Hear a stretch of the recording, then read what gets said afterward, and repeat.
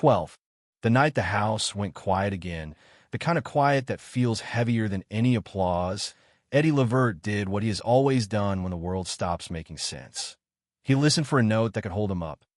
At 83, he has spent more than 6 decades teaching strangers how to feel, how to forgive, how to keep moving, his voice becoming the warm rail people grab when life tilts.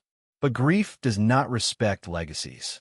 It does not pause for Hall of Fame speeches or for a catalog of classics. It walks straight through the front door and takes what it wants. And for Eddie, it has returned again and again with a cruelty that sounds almost impossible when you say it out loud. 2 sons gone in the span of barely 2 years, then the mother of those sons, and then, most recently, his youngest daughter Ryan, only 22, taken after a battle with lupus, turning the last remaining light in his private world into another name he has to whisper in the dark. When people talk about him, they usually start with the OJs, with Love Train and Backstabbers, and For the Love of Money, as if the hits can explain the man. But those songs are only the public layer, the part we are allowed to touch. The real story lives in the gap between the stage and the front door, in the moment after a show when the crowd's roar collapses into a hallway and all you can hear is your own breathing, and you remember that the people you most wanted to sing for are no longer there to answer. Eddie's life began far from spotlights. Born June 16, 1942 in Bessemer, Alabama, then raised in Canton, Ohio, a path shaped by working-class survival and church faith, where singing was not performance, but proof you were still alive. That origin matters because it explains why he never treated music like decoration. He treated it like shelter. Every time he opened his mouth, he was building a room big enough to keep the cold out, big enough to hold a family, big enough to make hunger feel temporary. And it worked until success started demanding its own price. Touring gave him the world, but it also trained him to live in motion, to measure time in flights and sound checks, to be present everywhere except the one place that needed him most. The tragedy is not that he chased fame, it is that fame chased him back into a life where distance becomes normal, where missing a birthday becomes routine, where you tell yourself you will make it up later, and then later never arrives. Still, the story could have remained a familiar legend, the kind we like because it ends with triumph, until November 2006, when his son Gerald Levert died at 40, a loss that did not just take a child, but took an echo, a continuation of Eddie's own voice. A son whose music had braided the family name into a second generation of soul. 2 years later, March 2008, his younger son Sean Levert died at 39 after becoming ill while incarcerated, with the coroner later ruling complications from sarcoidosis as the cause. A situation that carried its own chilling aftertaste because it happened behind institutional walls where time moves slowly unless you are the one running out of it. Imagine what that does to a man who built his entire identity on harmony, on keeping people together, on making pain sound survivable. Imagine the moment the phone rings and you already know what the voice on the other end will do to you, because your body remembers the first collapse and cannot believe it is being asked to do it again. Many people would disappear after that, and no one would blame them. But Eddie returned to the stage, because for him singing is not optional. It is how he keeps a thread tied to the ones he lost, how he refuses to let silence win the argument. Years passed, the world moved on, and grief stayed, settling into the furniture, into old photographs, into the reflex of reaching for someone who is not there. In January 2020, Martha Bird Levert, his former wife and the mother of Gerald and Sean, died, closing another chapter, removing a witness who held the boys not as headlines, but as children, as laughter, as ordinary mornings. And then, in December 2024, Ryan Levert, his youngest daughter, died at 22 after battling lupus, a sentence that lands like a final blow because Ryan represented what so many people secretly hope for after devastation. The idea that life will give you a gentler ending. That love will return in a form that lets you breathe again. For Eddie, that hope became another funeral, another name added to the private list he carries to every microphone. This is where the heartbreak becomes almost unbearable to contemplate. Not that he has suffered, but that he has suffered in a pattern, in waves that arrive before the last one recedes, forcing him to become an expert in continuing. And so the question that hangs over his story now is not whether he is a legend. That part is settled. The question is what it means to keep singing about love when love has cost you this much, whether the stage is his sanctuary or his sentence. Whether the applause comforts him or simply reminds him of how loud the world is compared to a house that will never sound the same again. Before the funerals, before the hospital corridors and folded programs, there was a boy standing in a small Baptist church trying to sing louder than his circumstances. To understand why Eddie Levert's later losses feel almost mythic in their weight, you have to return to that beginning. He was born in Bessemer, Alabama in 1942, a steel town where survival was a daily calculation, and later moved with his family to Canton, Ohio, in search of steadier work and a future that didn't feel predecided. His father labored long hours. His mother stretched faith across thin margins, and the house they built together was less about comfort than endurance. In that house, music wasn't ambition. It was insulation. It was the only thing that made the cold feel temporary. By his teens, Eddie's voice was no longer just promising, it was commanding. Alongside friends in Canton, he formed a vocal group that would eventually evolve into the OJs. The name would change. The lineup would shift. Rejection letters would pile up. But the hunger behind the harmonies stayed the same. They rehearsed in basements and garages, sang at school dances and small clubs, and drove to gigs in cars that rattled louder than their amplifiers. There were nights when they earned barely enough to cover gas. Nights when the only thing keeping them warm was the idea that someone, somewhere, would eventually listen. When they finally signed with Philadelphia International Records in the early 1970s, it felt like the dam had broken. Backstabbers hit first, sharp and urgent, speaking to betrayal in a way that felt both personal and political. Then came Love Train, a song so hopeful it bordered on defiance, inviting the world to board something better than what it had known. For the Love of Money followed, pulsing with warning and groove, proving they could preach without losing rhythm. Within a few short years, millions of records sold. The OJs weren't just successful. They were essential. They were part of the soundtrack of a generation learning how to navigate change, distrust, and possibility all at once. For Eddie, this wasn't fame in the abstract. It was proof that the church boy from Alabama and Ohio had outrun the limits assigned to him. He could now command stages that once seemed unreachable. He could send money home. He could build a life that looked nothing like the one he had escaped. Yet success arrived with its own quiet erosion. Touring schedules grew relentless. 200 shows a year blurred cities into each other, until geography stopped matching. Buses replaced bedrooms. Hotel rooms replaced kitchens. Days lost their names. If he stopped singing, he would later admit it felt like he would stop breathing. The industry, meanwhile, was not always kind. Contracts that looked generous at first glance often hid terms that siphoned away profits. Royalties became arguments. Lawyers became necessary companions. There were years when gold records hung on the wall, while unpaid earnings hovered in dispute. Eddie and his bandmates had to learn that surviving the charts did not automatically mean owning the fruit of their labor. The same voice that brought joy to millions had to fight for its own value behind closed doors. Through all of it, he carried the image of his parents and the early years in Canton like a compass. He did not see himself as a star first. He saw himself as a provider, a man who had promised that his children would never know the kind of hunger he once did. That promise became both motivation and pressure. Gerald and Sean grew up in a world shaped by studios and sound checks, by backstage laughter and long absences. They absorbed music almost by osmosis. Gerald in particular would emerge as a formidable artist in his own right, forming the group Levert and later building a successful solo career. To the public, it looked like legacy unfolding exactly as it should. Father and son, 2 generations, one surname woven into soul history. But the road that built the legend also thinned the hours at home. Fame has a way of stretching a man across distances until he begins to feel divided. Phone calls grow shorter. Visits grow rushed. You tell yourself that your work is for them, that every encore is an investment in their future. Yet children measure love in presence, not ticket sales. Eddie would later reflect on that tension with painful honesty.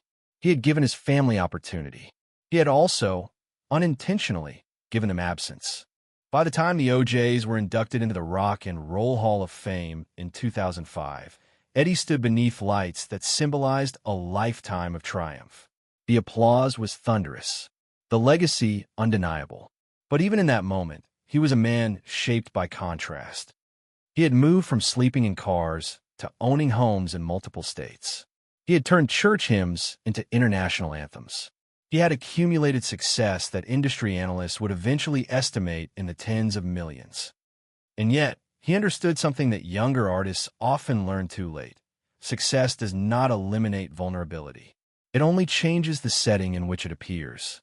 When William Powell, one of the group's key members, passed away years earlier, it reminded Eddie that even professional brotherhood is fragile. The OJs would continue, but every lineup change left a quiet gap. "We don't replace people," he has said in interviews. "We carry them." That philosophy would later take on far deeper meaning. But even then, it hinted at a worldview shaped by impermanence. What makes Eddie Levert's story more than a standard music biography is this layering of ascent and cost. Every milestone contains its shadow. Every chart-topping record is balanced by something that required sacrifice. He learned early that greatness is rarely gifted. It is wrestled from circumstance. But he also learned, slowly, that no level of recognition can insulate a man from the unpredictable turns of private life. As the 1990s and early 2000s unfolded, he entered what many artists would consider a comfortable phase: established reputation, stable finances, a catalog that guaranteed packed venues. On paper, it was the reward phase of a long career. In reality, it was the calm before the most devastating storm of his life. The skills that had carried him through poverty and professional battles would soon be tested in a realm no rehearsal could prepare him for. Because while he had mastered the art of singing through pain, he had not yet faced the kind of loss that threatens to silence even the strongest voice. The first call came on a quiet morning in November 2006, the kind of morning that feels ordinary enough to be trusted. At that point in his life, Eddie Levert had survived the grind of the industry, the long tours, the contract battles, the constant pressure to remain relevant in a world that moves on without warning. He had seen friends buried, bandmates replaced, trends fade. He believed he understood loss. He did not. Gerald Levert was not just his eldest son. He was his reflection. Born in July 1966, Gerald had grown up backstage, falling asleep to the hum of amplifiers and the low thunder of his father's voice shaking theater walls. Music was not something he chose. It was something that lived in him before he could explain it. By the 1980s, Gerald had stepped into his own spotlight as part of the R&B group Levert and later as a solo artist. His voice carried velvet and grit in equal measure. He did not imitate his father. He extended him. For Eddie, watching Gerald succeed was different from watching any chart climb. It was validation that the sacrifice had meant something. Every night he had spent away from home, every argument, every moment of doubt seemed justified when he saw his son command a stage. Their duet, "Baby, Hold On to Me," was not simply a record. It was a public affirmation of private pride. You could hear the lineage in it. You could hear a father and son not competing, but harmonizing across time. Then came the news. Gerald was found unresponsive in his home in Cleveland and later pronounced dead at 40. Reports cited a mix of prescription medications as contributing factors. The details blurred for Eddie. What remained was the shock, the unnatural inversion of the world. Parents are not meant to outlive their children. It violates something ancient and unspoken. At the funeral, there were flowers and cameras, condolences and headlines. None of it mattered. Eddie stood over the casket of his firstborn, the same hands that once held Gerald as a newborn, now resting helplessly on polished wood. The man whose voice had powered arenas found himself unable to sing. Grief is not loud at first. It is disorienting. It removes oxygen from the room. Afterward, the house changed. Even if Gerald did not live there, his presence had always been available, through phone calls, through laughter, through collaboration. Suddenly, every ring of the phone carried dread. Every song on the radio became an ambush. People told Eddie to be proud of his son's legacy. Pride is a thin blanket against the cold reality of absence. 2 years later, before that first wound had properly scarred, the second blow landed. In March 2008, Ryan Levert, his younger son, died at 39 after falling ill while incarcerated. Official reports listed complications from sarcoidosis. There were questions. There were investigations. There were headlines that briefly flared and then faded. But inside Eddie's world, nothing faded. If Gerald's death had shattered him, Sean's death broke something deeper. It wasn't just repetition, it was escalation. One loss is devastation. Two begins to feel like punishment. The same father who had already stood at one grave was now asked to stand at another. The same church, the same hymns, the same unbearable walk down the aisle.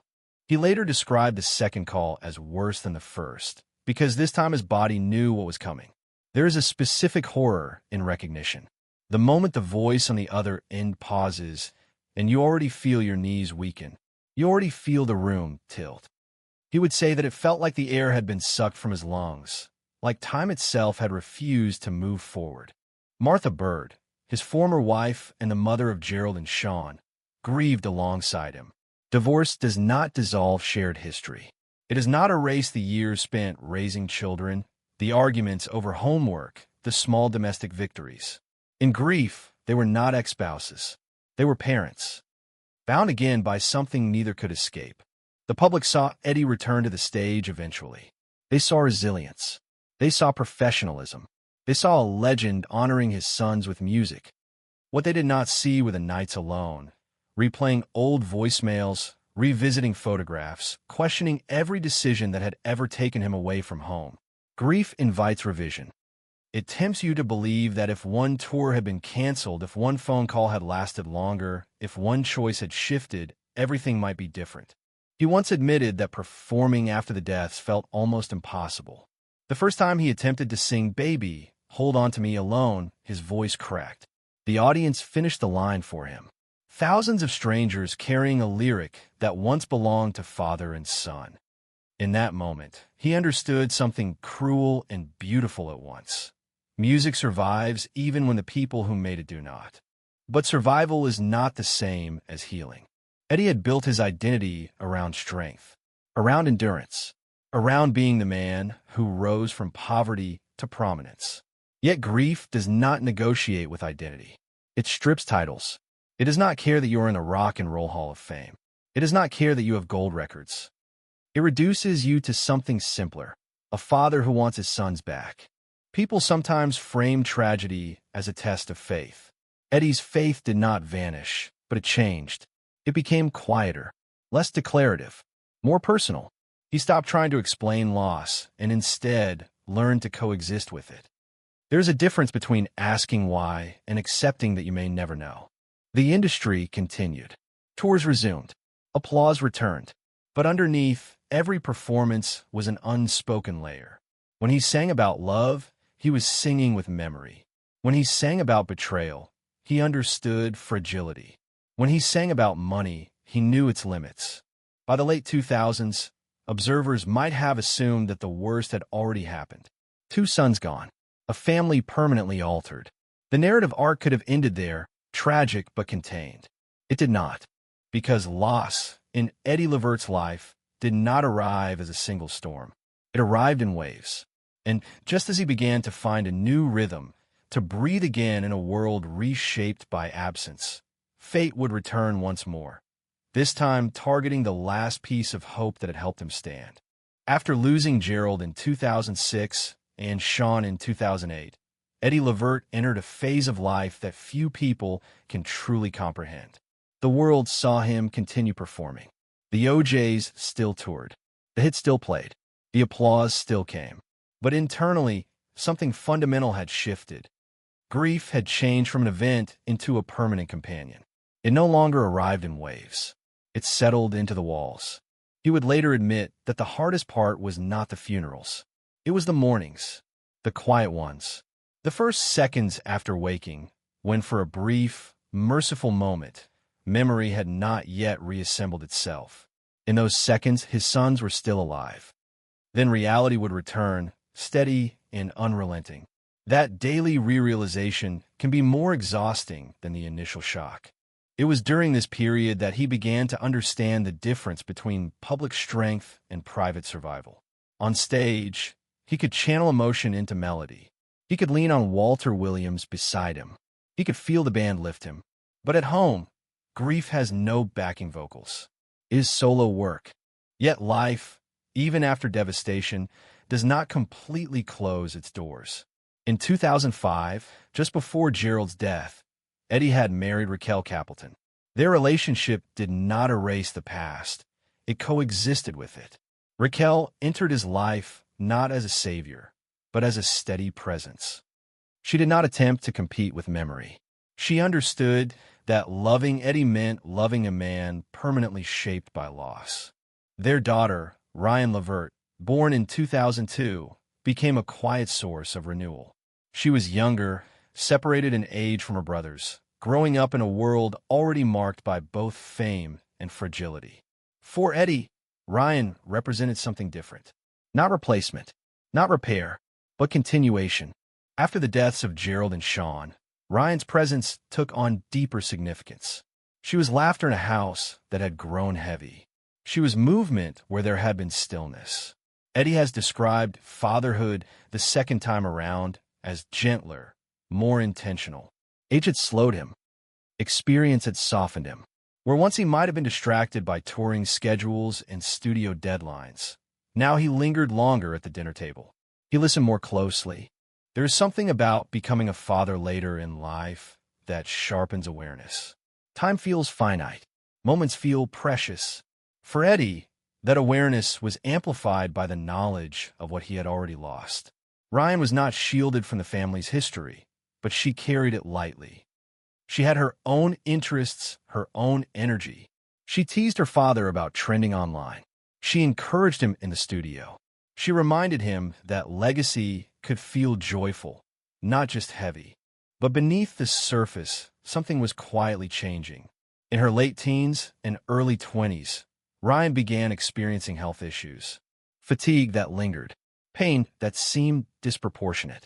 Doctors conducted tests. Eventually, the diagnosis came: lupus, an autoimmune disease that turns the body against itself. Chronic illness is different from sudden tragedy. It unfolds slowly. It introduces uncertainty as a daily variable. Good days and bad days alternate without clear pattern. Hospital visits become routine. Medication schedules replace spontaneity. For Eddie, the hospital rooms reopened a familiar dread. The antiseptic smell, the beeping monitors, the quiet conversations with doctors who choose their words carefully. He had sat in similar rooms before. He had prayed similar prayers. But this time he was older, more aware of how fragile hope can be. Ryan approached her illness with resilience. She shared parts of her journey publicly, offering encouragement to others battling lupus. She called herself a fighter. She refused to let diagnosis define her identity. That strength inspired Eddie. Yet inspiration does not eliminate fear. There is a specific kind of helplessness that parents experience when watching their adult children face illness. You cannot step in front of it. You cannot trade places. You can only sit beside them and wait. As 2024 progressed, Ryan's condition worsened. Complications increased. What had once seemed manageable grew more serious. In December 2024, at 22 years old, Ryan Levert passed away following complications related to lupus. The news reverberated beyond the family. Fans who had followed Eddie's journey for decades reacted with disbelief. How much can one man endure? 3 children gone. For Eddie, the third loss was not just repetition. It was culmination. Gerald had been legacy. Sean had been gentleness. Ryan had been renewal. Each child represented a different chapter of his life. With Ryan's passing, the last living thread of that immediate generation was severed. The funeral was intimate. Purple ribbons, symbolizing lupus awareness, rested among the flowers. Eddie stood again where he had stood before, at another casket. At 83, he had outlived his children. It is a sentence that feels unnatural even to write. Afterward, he withdrew from the stage for a time.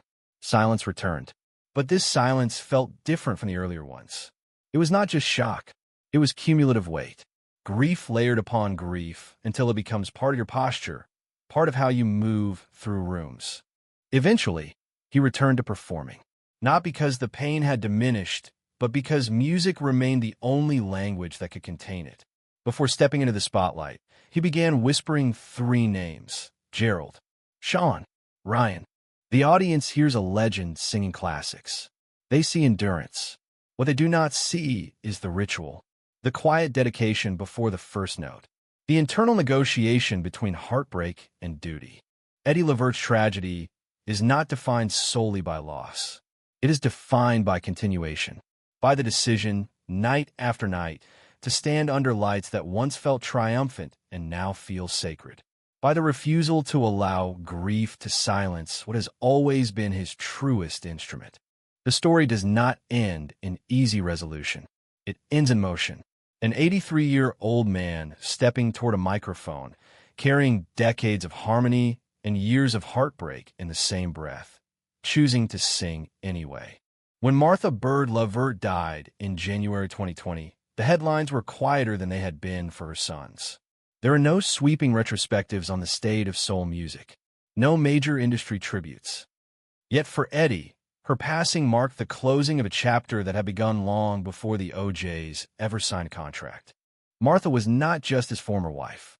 She was the woman who had stood beside him when the dream still felt fragile. She had seen him rehearse in small Canton clubs wearing second-hand suits. She had held their newborn sons in drafty apartments while he chased gigs across state lines. She had absorbed the long nights and the empty chairs at dinner tables. Their marriage eventually ended, but shared history does not dissolve with legal paperwork. When Gerald died in 2006 and Sean in 2008, Martha carried the same unbearable weight. Divorce had separated them in structure, but grief rejoined them in essence. They were still parents.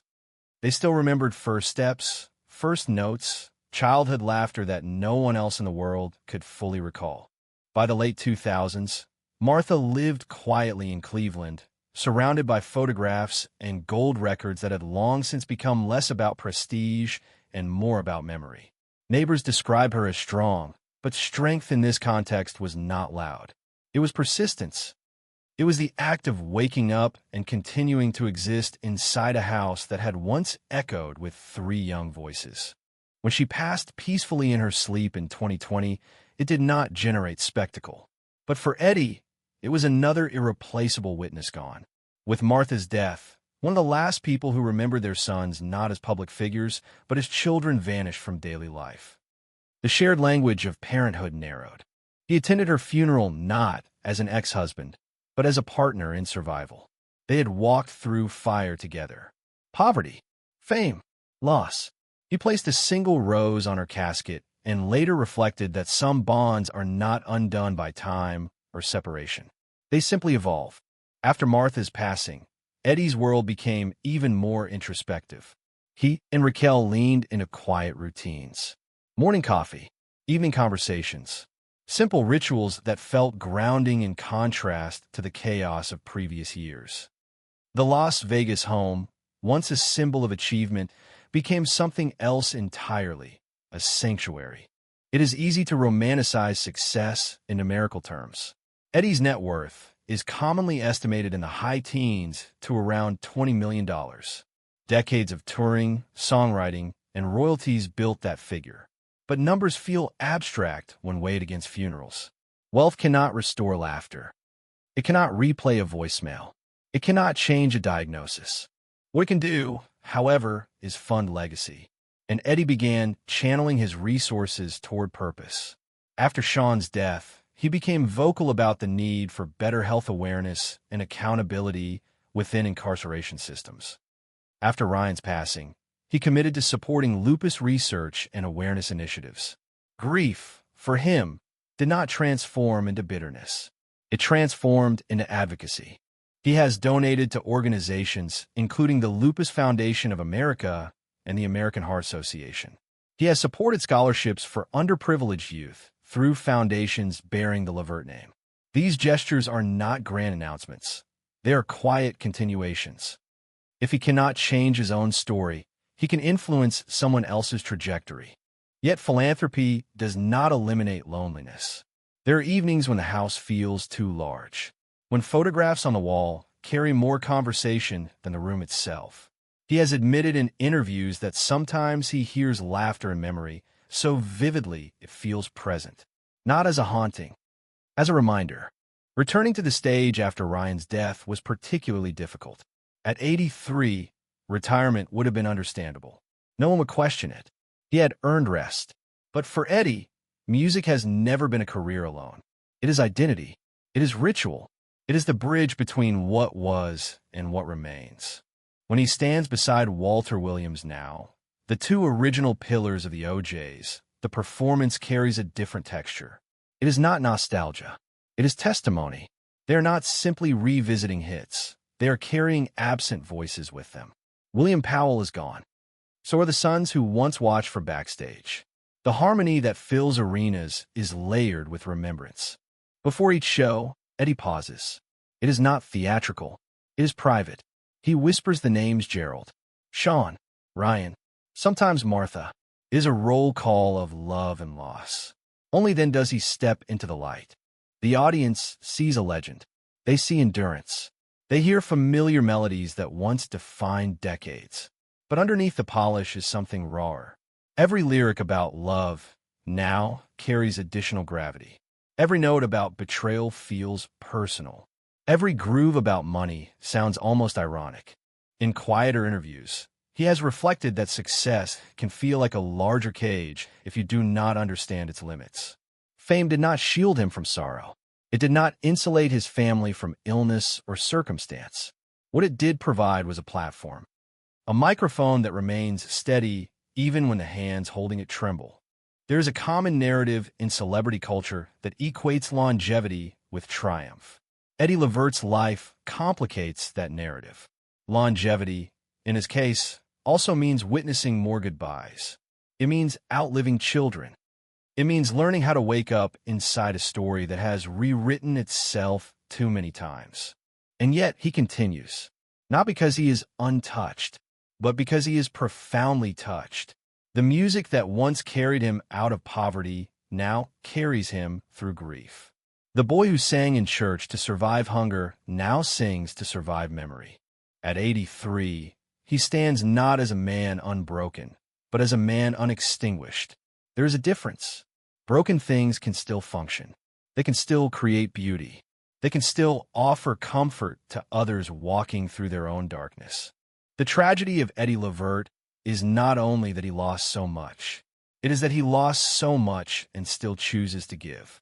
Night after night, song after song, breath after breath, there is a certain loneliness that only longevity creates.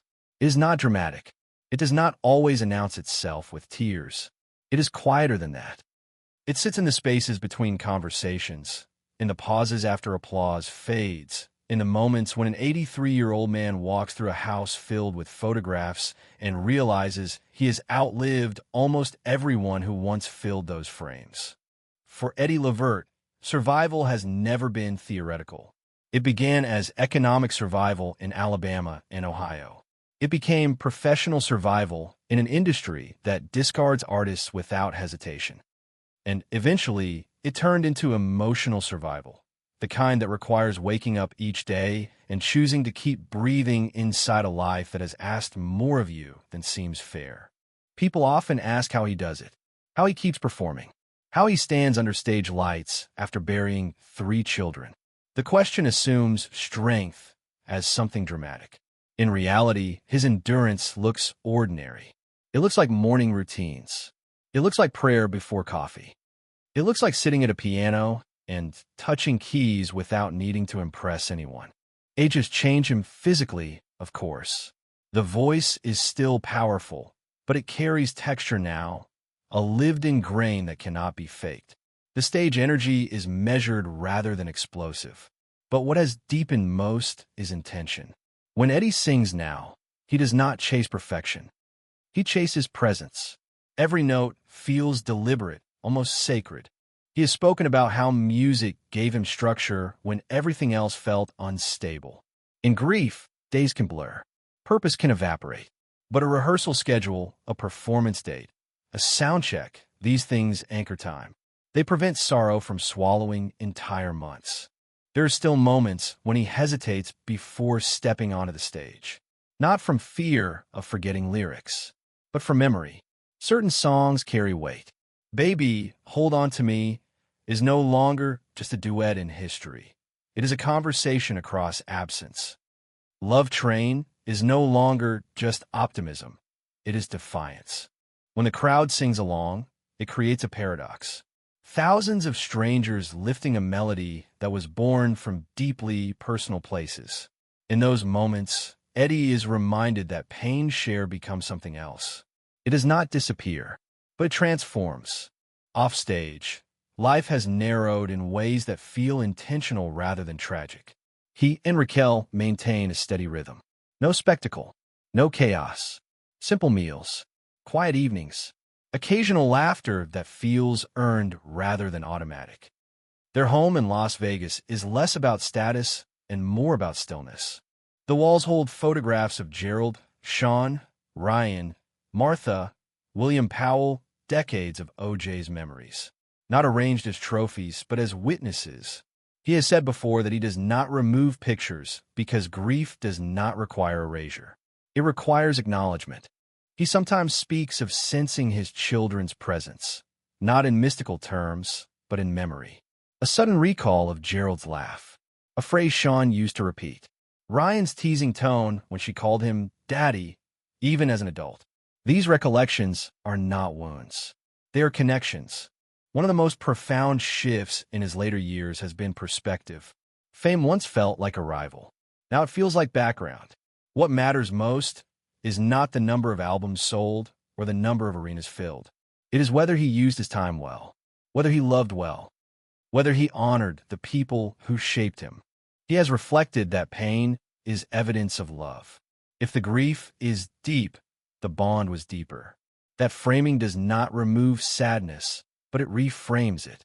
It turns tragedy into testimony rather than curse. There are still difficult nights, still anniversaries that reopen memory, still quiet mornings when the house feels heavier than usual. But he no longer asks why in the same way. Age has brought a kind of surrender, not to despair, but to reality. He has lived long enough to see entire musical eras rise and fall. Long enough to see vinyl become digital, radio become streaming, legends become footnotes. Yet he remains, not because he resisted change, but because he adapted without losing core identity. And perhaps that is the deeper lesson inside his story. Endurance is not about avoiding pain. It is about integrating it, carrying it without letting it define every corner of your existence. At 83, Eddie Levert is not chasing legacy. Legacy has already settled around him. What he protects now is meaning, the integrity of the songs, the sincerity of the performance, the quiet ritual before each show when he whispers 3 names into the air and steps forward anyway. He is no longer simply the voice behind classic hits. He is the embodiment of something rarer, a man who has absorbed unimaginable loss and still offers his voice as comfort to others. Not because he is untouched, but because he understands exactly what it costs. At 83, Eddie Levert no longer measures life in chart positions or ticket sales. He measures it in moments that do not trend. A quiet sunrise over the Nevada desert. A phone call with an old friend who still remembers the early Canton days. The soft click of a piano key in an empty room. These are the details that remain when the headlines fade. The public narrative calls him a legend, a king of soul, a pillar of the OJs. All of that is true. But the more accurate description might be this. He is a man who has outlived almost everything that once defined him and is still willing to stand in the light. That willingness is not simple. It is not automatic. It is a daily decision. There is a misconception about endurance. People assume it means you no longer feel the weight. In reality, it means you feel it and move anyway. When Eddie walks onto a stage now, he carries more than a microphone.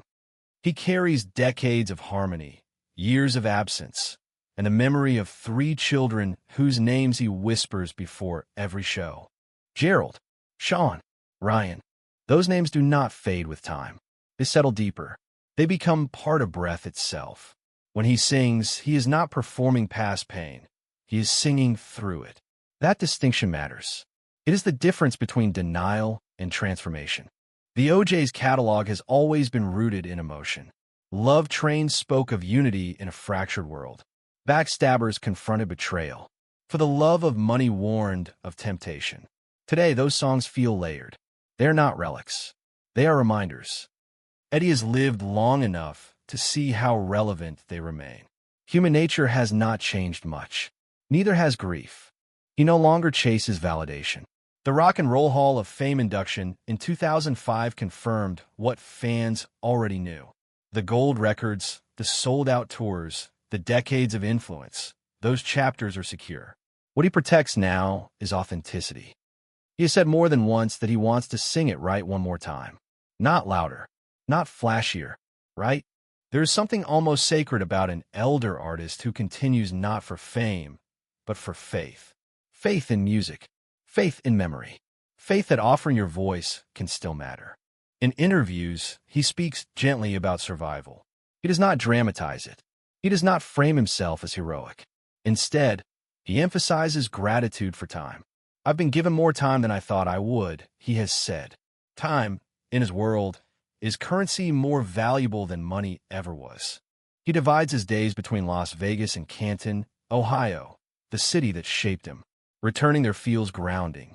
It reconnects him to the version of himself who sang in church without imagining stadiums. It reminds him that before fame, there was faith. And perhaps that is the final thread running through his story. Faith was present in Alabama. Faith carried him to Ohio. Faith sustained him through industry battles. Faith steadied him at 3 graves. Faith now guides him through quiet evenings and early mornings. Not necessarily religious doctrine alone, but faith in continuity, in the idea that love does not vanish when bodies do. He has funded lupus research in Ryan's name, supported scholarships through the Levert Foundation, donated quietly to causes that align with his experiences. These actions are not attempts to erase loss. They are acknowledgments that grief can generate purpose. When audiences rise to their feet as he sings, they're responding to more than nostalgia. They're responding to testimony, to the sound of someone who has felt life at its extremes and still chooses connection over retreat. There will come a day when he no longer steps onto a stage. Age makes that inevitable. But even then, the music will continue. Love Train will still roll through speakers. Gerald's voice will still echo through recordings. Sean's harmonies will still exist in archive tracks. Ryan's encouragement will still live in memory. The tragedy of Eddie Levert is undeniable. 3 children gone, a former wife buried, brothers and bandmates lost to time. But the deeper story is not solely about what he lost. It is about what he refused to surrender. He refused to surrender his voice. He refused to surrender his belief in music. He refused to surrender love, even when love hurt beyond language. At 83, he stands not as a man untouched by heartbreak, but as a man defined by how he carried it. When the lights rise and the first chord sounds, he closes his eyes and offers the same quiet prayer he has carried for decades. Let me sing it right, just one more time. And in that prayer, there is no bitterness, only reverence.